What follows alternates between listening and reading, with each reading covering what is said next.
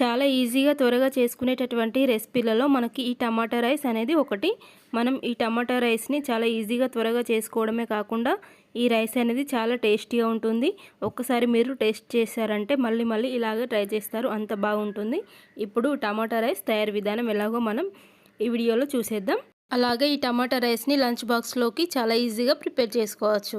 ముందుగా stove on చేసి ఒక చిన్న కడాయి పెట్టుకోవాలి. ఇందులోకి ఒక 2 నుంచి 3 టేబుల్ స్పూన్స్ వరకు ఆయిల్ని వేసుకోవాలి. ఆయిల్ హీట్ అయిన తర్వాత ఇందులోనికి ఒక పావు టేబుల్ స్పూన్ జీలకర్ర, అలాగే ఒక పావు టేబుల్ స్పూన్ ఆవాలని వేసుకోవాలి. అలాగే హోల్ గరం మసాలా పీసెస్ని కూడా వేసుకోవాలి. ఇందులో 4 నుంచి 5 వరకు వెల్లుల్లి రెబ్బలను ఈ విధంగా దంచి వేసుకోండి. టేస్ట్ చాలా బాగుంటుంది. వీటన్నింటిని మీడియం ఫ్లేమ్లో ఫ్రై చేసుకున్న తర్వాత కొంచెం కరివేపాకును కూడా వేసుకొని బాగా కలుపుకోవాలి. ఇప్పుడు ఇందులోనికి కట్ చేసుకొని పెట్టుకున్నటువంటి టమాటా ముక్కల్ని కూడా వేసుకోవాలి. ఇందులోనికి వేసుకున్న తర్వాత వీటిని బాగా కలుపుకోవాలి.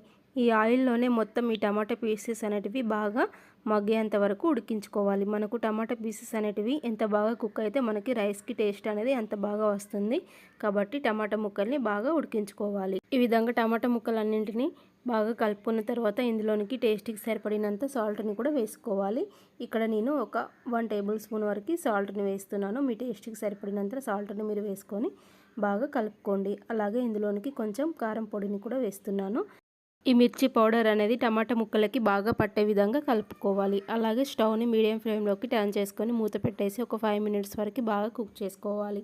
అప్పటి వరకు మనం వేసుకున్నటువంటి మిర్చి పౌడర్ అలాగే టమాటా ముక్కలు అనేటివి చూడండి ఎంత బాగా కుక్ అయిపోయాయో. ఇక్కడ నేను రైస్ని ముందుగానే ఉడికించుకొని పెట్టుకున్నాను. ఇప్పుడు ఇందులోనికి ఉడికించుకొని పెట్టుకున్నటువంటి రైస్ని వేసుకొని మనం బాగా కలుపుకోవాలి.